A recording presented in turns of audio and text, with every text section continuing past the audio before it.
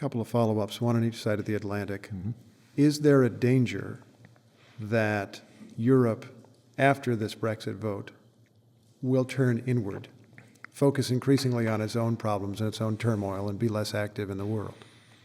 Well, I think that the best way to think about this is a pause button has been pressed on the project of full European integration.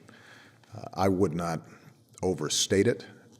There's been a little bit of hysteria post-Brexit vote, as if somehow NATO's gone and the transatlantic alliance is dissolving and every country's rushing off to its own corner. That's not what's happening. What's happening is that you had a European project that was probably moving faster and without as much consensus as it should have. You have a monetary union, although England wasn't a part of that, that was always going to be difficult to manage because the economy in Germany is very different than the economy in Italy or Greece. And you have a European Union government in Brussels that, because it needs consensus from, more than a couple dozen countries, oftentimes seems overly bureaucratic and deadlocked. And I think this will be a moment in which all of Europe says, all right, let's take a breath and let's figure out how do we maintain some of our national identities, how do we preserve the benefits of integration, and how do we deal with some of the frustrations that our own voters are feeling.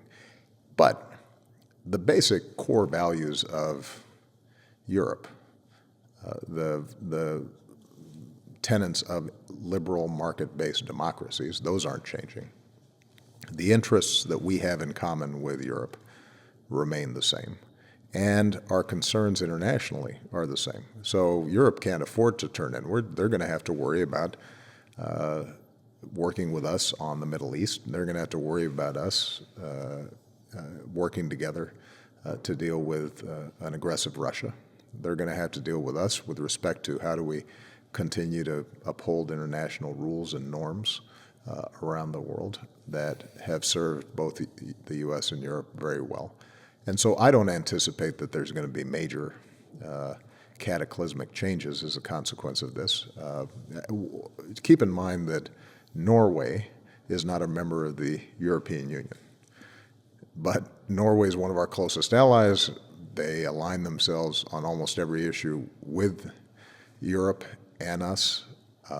They are a place that is continually supporting the kinds of initiatives internationally that we support. And if over the course of what is going to be at least a 2-year negotiation between England and Europe, Great Britain ends up being affiliated to Europe like Norway is, the average person is not going to notice a big change.